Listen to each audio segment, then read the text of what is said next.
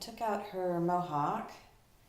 When you go to detangle children's hair especially, you want to make sure that you hold their hair tight to their head and then detangle out here on the ends because it yanks on their head a lot. So I do that on grown-ups too at the salon. So the other way to make this mohawk, which may or may not, I don't think it's going to be easier, but it certainly was very pretty, is take out your crimped braids from overnight. Maybe you loosely backcomb their hair a bit, but we want to be able to make sections of it. And what I sent pictures out was French braids that had been turned into a big mohawk. And I believe if we experiment with that concept, if you're really good at French braiding, that might be something you would like to do. So I'm going to leave the sides smooth and tied into a ponytail in back because we still want to have smoothness to define our mohawk.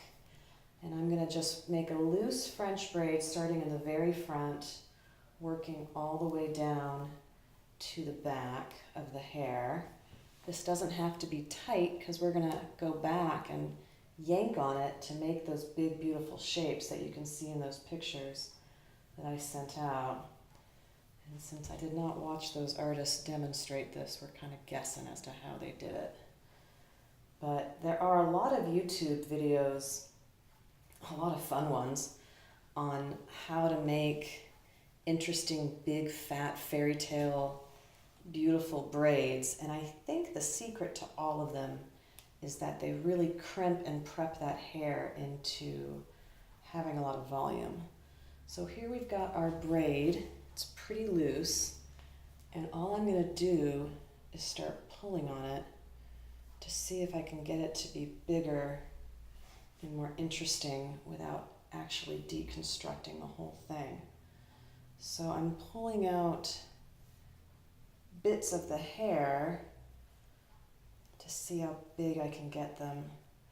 And it doesn't mean you pull the whole section of the braid out. I can see I kind of pulled too much here and it wants to come all the way out. You want to pull little strands inside each of the sections of that French braid you picked up. Because when you pull little pieces of it, the overall structure stays intact. If you just yank on the whole piece that you picked up into the braid, it's going to take the braid apart. But the more little pieces you pull out, the more you get that funky, funky shape. And the shape is what's interesting. The other fun thing about using a French braid and pulling on it like this to make this mohawk is that it will be less backcombing to detangle at night. So that's not a bad thing. Less backcombing is great. So once you like how these shapes are evolving on your yank out on her hair, spray it in a bit, and if you see some spots where you've pulled and it's become a little loose, just stick your hands in there with a hairpin and just pin those pieces back to her head and crisscross them, because we just want this illusion of this shape. And it's okay that you went in there and anchored it. We won't see it from stage. You'd be really amazed at how many things we just won't see from stage.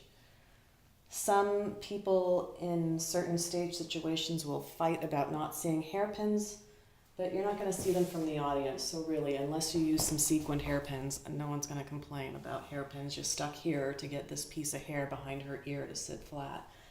We won't see it. Just have a good time. I do think the French braid technique, if you're good at French braids, is pretty quick, which is nice.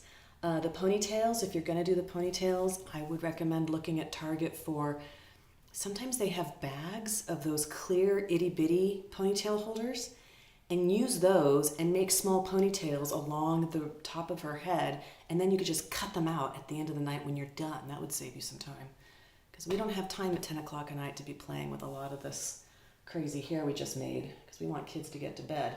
So again, I'll demonstrate this on anyone come Tuesday night in the dressing room, if that'll help. And that's a different way to make a mohawk on our fairies.